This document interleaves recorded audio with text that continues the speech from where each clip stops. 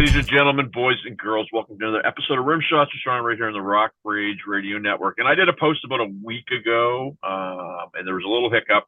We'll talk about that briefly, but I have been excited to have this young lady on my show for some time. The one, the only, Miss Liza Grossman. You're in Cleveland, correct? Yeah, Cleveland, Ohio, representing Cleveland, the North Coast. It's yeah, I spent a little time there. I lived in Toronto, and it's a quick little jaunt to get down there, and it's always been fun down there. So thank you for doing this on a Friday afternoon. Yeah, no problem. Thanks for having me. Happy to be here. So for starters, Liza, I said to you when we were kind of texting back and forth, and we're going to get to your story here in a second, but I said, had there been more people involved in music like you, I probably wouldn't have quit all the instruments I did when I was coming up. So why don't you just tell everybody your background quickly? That's funny. I mean, how far back do you want to go? Do you want just my professional background? Well, I guess as far as you like, but I mean, you have a really interesting story, really interesting skill set. You do some amazing things there. I guess, why don't we go the last 20 years? I mean, how's that sound? That's fine. My professional history really begins with my founding of the Contemporary Youth Orchestra, which I ran for 25 years as the executive director and as the music director. And I started it because when I went to Interlochen for high school, which is a private boarding art school in Northern Michigan. And I was a violinist then, and I'm a violist now as an instrumentalist. I sometimes call myself a recovering violinist. Anyway, I really didn't know what I wanted to do. I just knew that I really wanted to do something with music. I needed to do something with music. It was just, there was no choice. But I was I was told that I could either be in an orchestra or I could teach the public schools. Both professions, super high respect for, but I knew that neither of them were the right fit for me. And so I was really lost and confused. And just to get to the start of CYO, that's pretty much why I started it. I was encouraged by a man named Bernard Rands, who at the time was the composer in residence with the Philadelphia Orchestra, and he was one of the composer teachers at Harvard. And I did a workshop with him, and he told me that, it's really interesting. I'll back up for a second. It's really interesting when you think about the impact that a sentence can have on someone's life. And so when you're working with students, and this really, he had a huge deal with helping me figure out how I was going to work with students. But that one sentence changed my life. And he said, you have an ability to hear and teach this music, and I think you should start a youth orchestra. What? And honestly, the whole idea of it was just a little bit daunting, starting a youth orchestra and then a youth orchestra that just does new music. But I did it because what else am I going to do in my early 20s except start a nonprofit? Why not? And start a youth orchestra that is unlike any other orchestra in the country. I invested the $400 I had in my pocket and started it. And the purpose behind it was really I started it with the vision of doing something that no youth orchestra was doing, to perform contemporary music, premiere new works, collaborate with really cool people, and go beyond the norm in breaking with convention. I did that through programming and through intense collaboration, and having a really great time. And very frankly, thinking about what would turn me on if I were in high school as a musician, looking for something for another reason for me to continue playing and spending all of this time playing my instrument.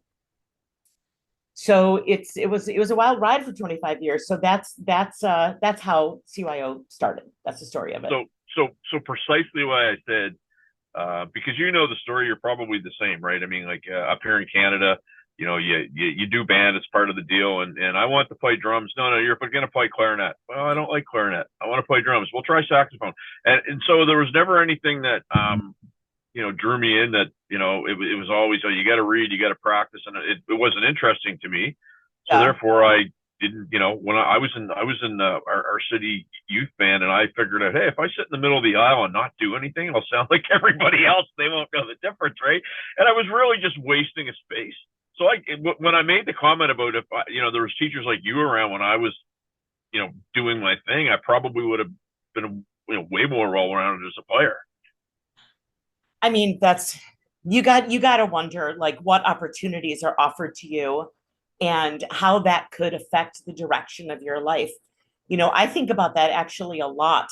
In terms of direction of life and opportunity. And, if I had gone to this school instead of this school, or if I had made the decision to move to Boston instead of start CYO, like which direction would I have gone? And I mean, I'm really jacked about the road that I chose for sure.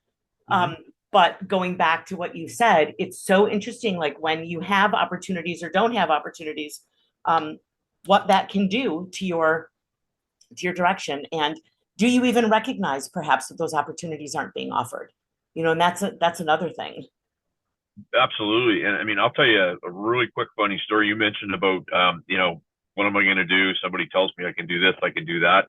I'm in high school and I know that I've got about, I don't know, 6 months and I get to graduate and go out on the road and play music. And my guidance counselor was like, oh, well, there's a local drummer who I knew and I idolized. He did the same thing as you, but we roped him in and we got him back on course and he went, he did good. And I opened for him about 3 years ago and I told him the story and he goes, what's she talking about? I quit in January. I didn't go to, he quit school. And she basically wrote me in and said, oh, we got Sean to, stay in. And so my whole last bit of grade 12 was based on a lie, but it kept me engaged because there were some things that I met that really helped me, I guess, succeed. I mean, had I dropped out, there was a key show that I wouldn't have played that I end up getting an agent at, right? So, I mean, you're right. It's just funny how stuff like that works. Yeah, for sure. So, and you got some other things that we're going to talk about because when I talked to you, we started talking about back and forth. Actually, before we go any further, this was supposed to take place last week, and a good friend of yours had an accident, and you told me yesterday she's doing okay. Yes, thank you for asking. She's doing actually really well. Thank you. Good, and I mean that's harrowing. So yeah, her car flipped. Yeah, I mean you told me it flipped, and you told me the details, and we don't need to go into that. But it's great that she's doing well, so that's fantastic. Wear your seatbelts, everybody. That's right, and I've never met her, but please pass on my my good wishes because that stuff is never fun. So I grew up a huge Kiss fan. I grew up a huge Van Halen fan. I grew up, I'm a rock guy.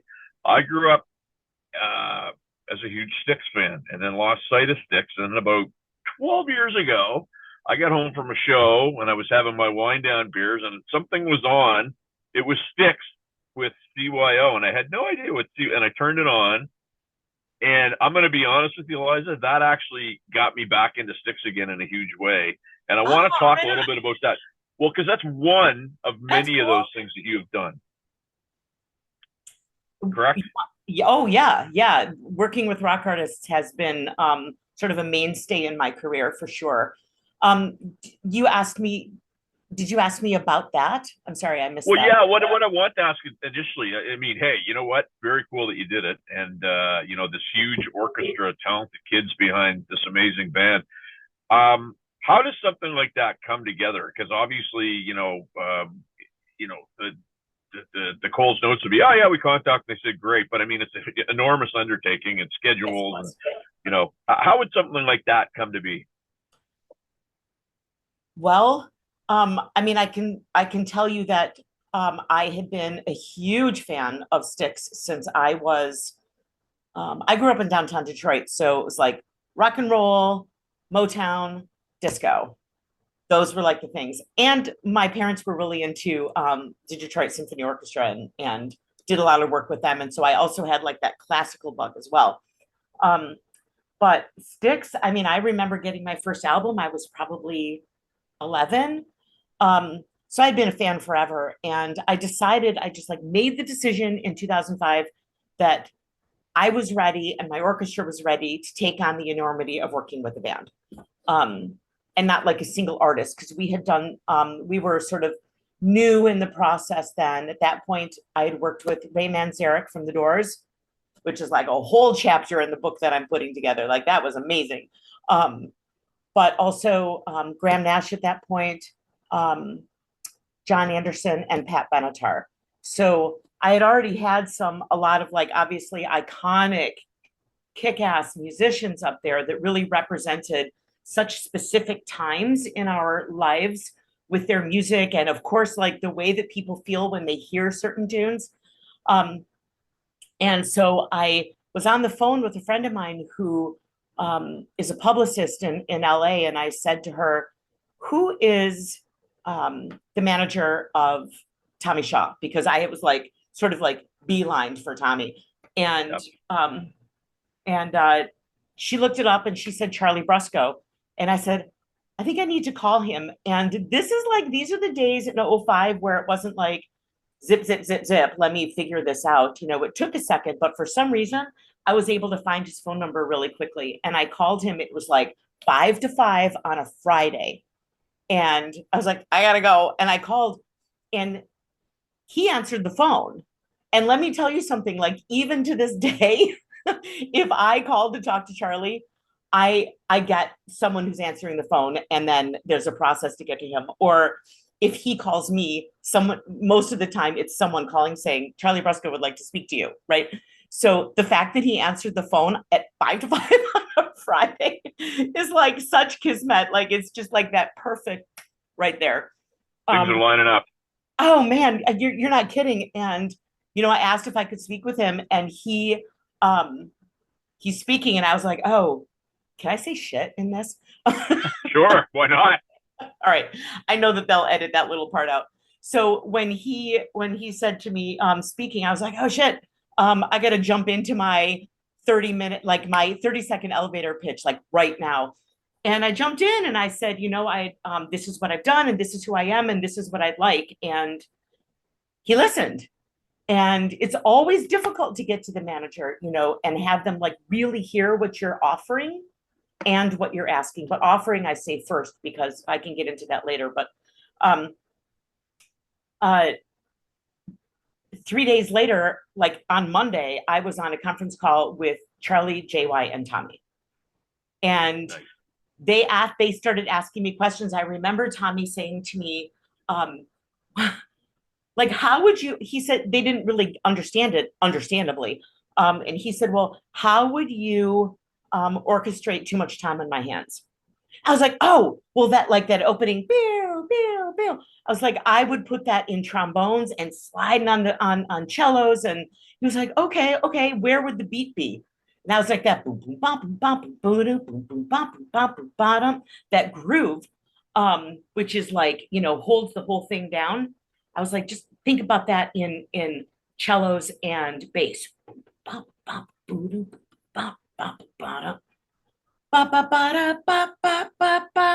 You know, and violins and on trumpets. And because I can hear it, like I can hear the orchestration and what the orchestra should sound like when they're playing with a rock band or with rock artists. And from there, I mean, we were in it. Our conversations were just like immediately about music and about approach and about the significance of each tune and who wrote it and where it came from, so that I could understand more about how the arrangers that I was hiring to do all of this were going to approach it and how my students were going to approach it. And all of that happened in a phone call. And we came up with half the show in that first hour of conversation. And it was just like sitting in a room with a couple of my friends talking about our approach to certain pieces of music. And that was the beginning of our relationship, which was, you know, definitely one for the ages.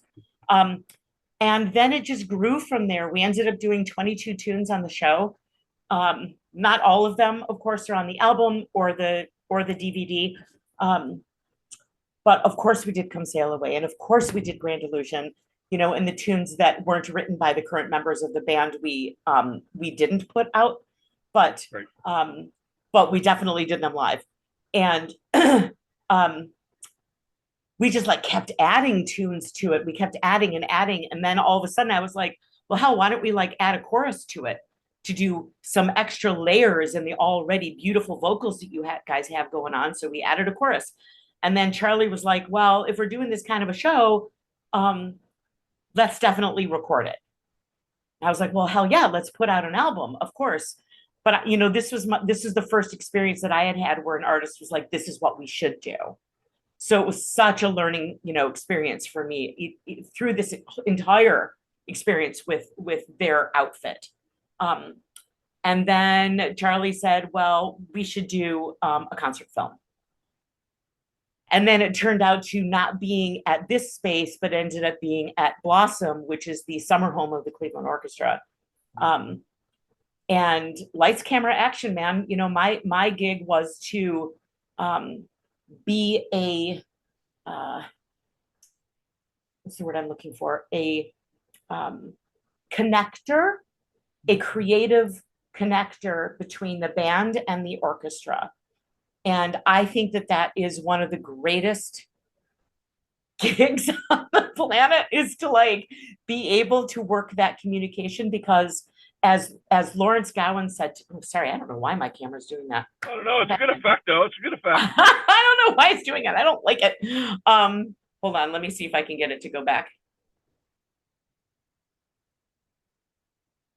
All right. Give me 1 second, John. It's a good effect, Liza. I think, you know. You like that? It's bothering me. Well, you know what? You're bringing something to the table nobody's ever brought to this podcast, and that's their own visuals, and so that's kind of fun. Yeah. Okay, maybe if I do like, let me raise my hand. Okay, now it's got me. So I'm going to do this so I can learn how to do it. No. Oh well. Anyway, so the where was I? Well, you were just talking about the whole putting it all together and getting it to the point to get it live. Okay. So what was really cool about the entire night was about 10 minutes before we were going on, an electrical storm happened, like a full-on electrical storm, and they had to stop production, and we weren't sure if we were going to be able to continue. But they were watching like through this radar system. And as soon as it passed, they were like, all right, go. And I ran out on the stage and started the show. I'm not going to lie to you. I'm not going to say this because I have you on here, but I watched the whole thing. I've probably watched it 10, 12 times over the years. Right on. And when they're doing the last song, which was Renegade, and Tommy's like, I can't believe it's done. I was just like, I want more. More, right? It was a very cool vibe. I forgot, because I got away from STYX for a few years. I forgot how much I loved them. And they were one of those Columbia, 11 albums for one penny band that I happened upon. You know what I mean? Right. I remember those too. Those were so cool. Pieces of Eight. It wound up on my doorstep, and I'm like, yes. You know what? And Great White Hope, that first tune, and I didn't even get to the second side, And it's funny because you talk about Spotify now. If Spotify was going, I don't know if I would have discovered Renegade, Blue Collar Man, and all that stuff. So, a question that I've had about that show since, and I said so those kids now, I mean, they would have been how old? They would have been high school children. Is that correct? They're like, yeah, they're high school. So they were like between the ages of that time, probably 14 to 18. Okay. And so that show was how many years ago? It was 18 years ago. 18 years. So you had, how many kids would have been in that orchestra? Oh, no, wait. I'm sorry. If it was in 06, yeah, it was 18 years ago. Crazy. So I was only 21 years. I'm just kidding. So how many kids would have been in that orchestra? Say it again. How many kids would have been in that orchestra? Oh, there were probably about 110. Okay, so that's a crazy amount of kids. That's two football teams, I guess, in a sense. Yeah, So my question, and then of sorry. course, there's the chorus also. So And my question is this: not just music, but of that whole group of kids, 110 from 18 years ago. A, do you still stay in touch with some of them, and what did some of them go on to do beyond music and whatever? I love this question so much. Okay, so actually, I was just at, yes, they stay in touch with me and I stay in touch with them. Um,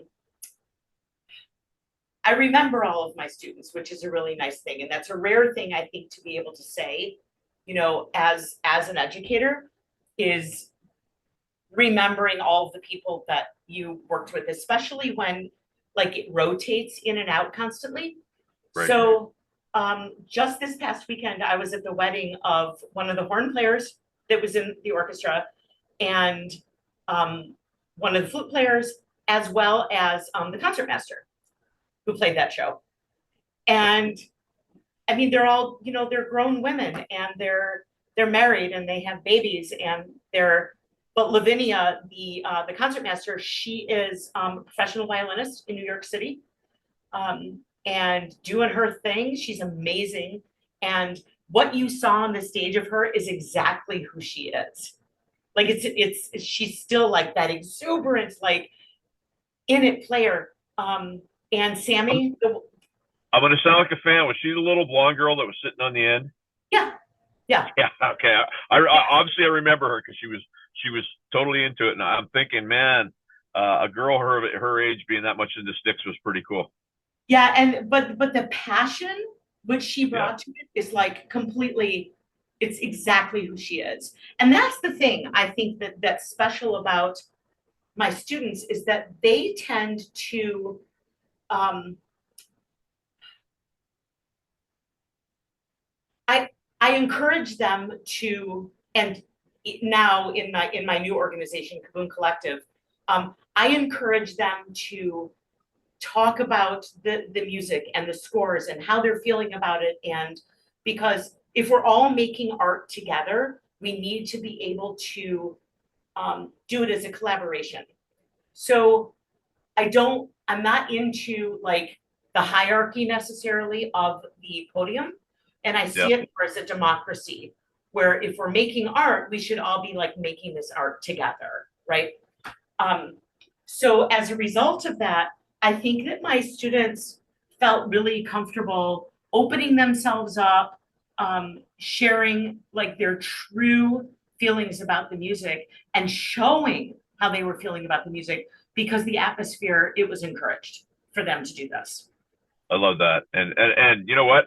Does my heart good to hear the fact that all these years later? Because honest to God, that's been a question. It was the first thing that I said to somebody. I said, "I'm going to ask Liza this question," because Good, I'm glad. that part of things to me, where things start and where they end up is always fascinating, right? And I so think so.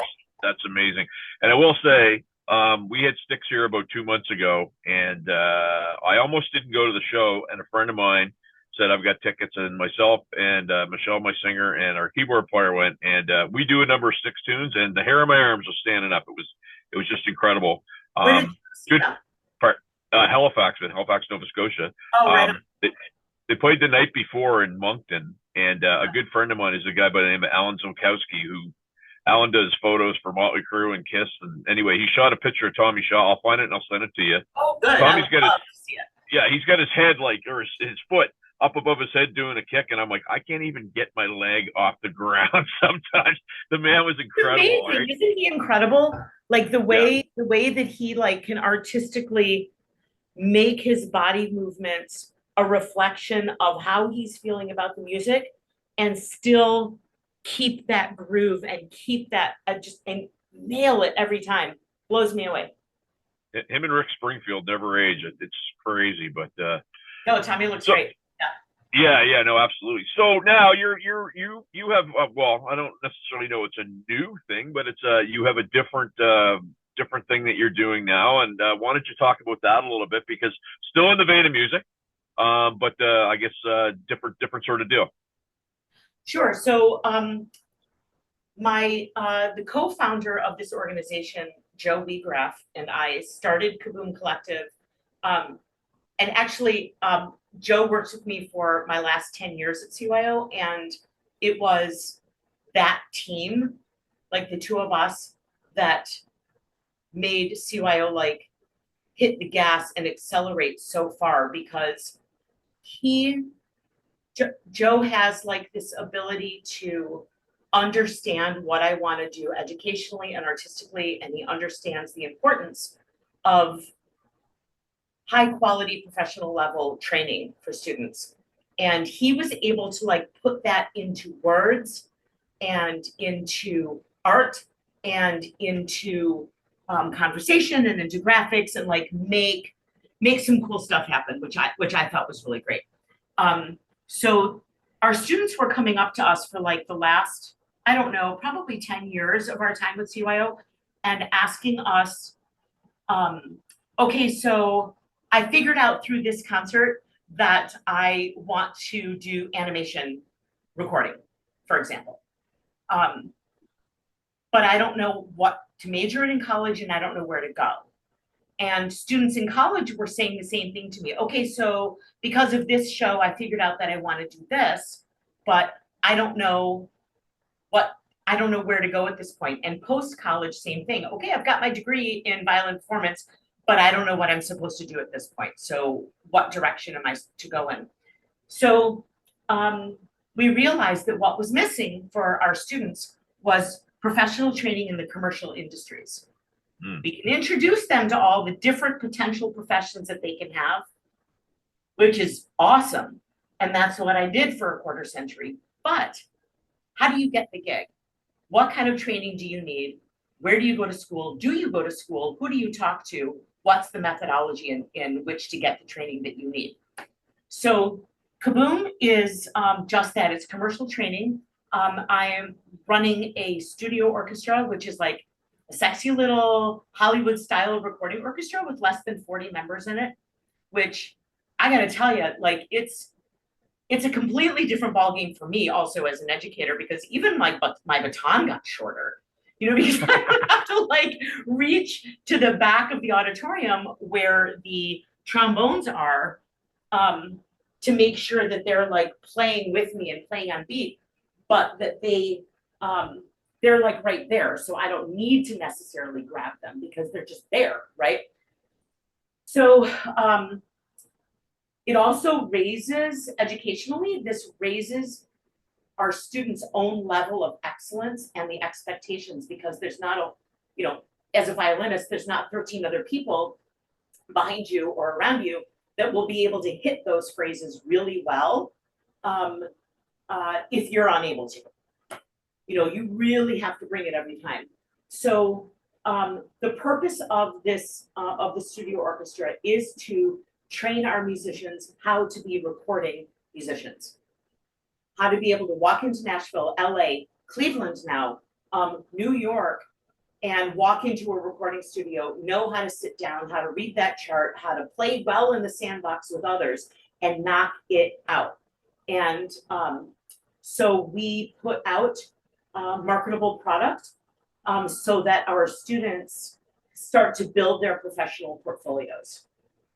So I mean, we all know what it's like when you walk into a gig. You walk in, you're like, all right, cool. So I'm a killer player, and I have this training, and I love collaboration, and I show up and I do what I'm supposed to do. And they're gonna go, sweet, what have you done? Right.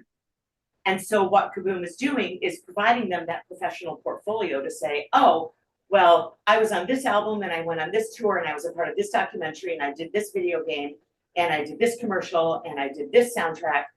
And well, dang, like there it is. You've got somebody who already knows what they're doing, but it's not labeled as I did this in a school or I did this as a student, because in Kaboom, it is a solid collaborative experience. I was speaking earlier about how, it's cool to think about, sharing the musical direction from the podium with students.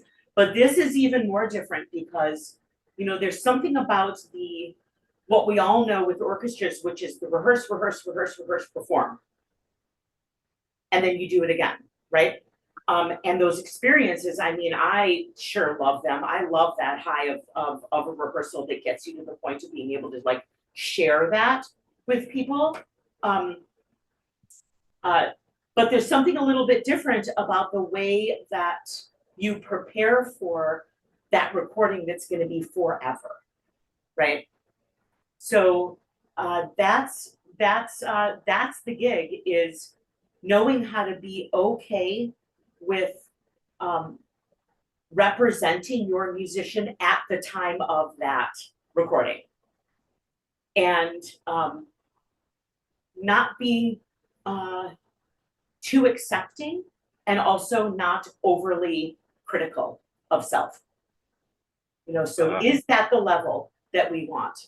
Is it, was your bar here and then you jumped all the freak way up here and now this is what you sound like? Well, dang, let's print that thing, because this is a representation of this point in your life and you should always be proud of that. And I mean, it sounds to me like you're teaching, you know, like there's jazz programs up here in Canada, and you're teaching them, but I'll say you're taking the fuddy-duddy out of it, making it more streamlined for today. Would that be a fair statement? Taking the fuddy-duddy out of it? Is that what you said? Well, I mean, I'm sometimes, if you get to know me, I'm sometimes accused of the guy that you know, I don't play well with some of the trained musicians, because I just find up here anyway, it's like, hey, you want to wall hang, chat, and hang out, and then all of a sudden other musicians where they went to school come along. Oh, we can't talk to this group anymore because they're not as educated. They kind of have that thing about them sometimes. That to me is a fuddy-duddy thing. It's like we're all players, we all offer different things, and some people do this, some people do that. But it sounds to me like you're trying to take a more, I'd say, now, today, you know, 2024 and beyond approach to what's going on. I mean, I hope so. I hope so.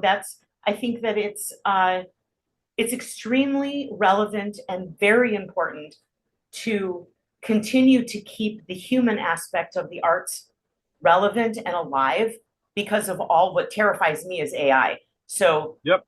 You know, and so I think that it's crucial that we make sure that this next generation is aware of the importance of what they have to offer, which is themselves, and to remind people that humans make art, and that art helps remind us that we're human. And so it's really, really important that we try to keep this art alive, because, you know, music's never going to go away, but good music might.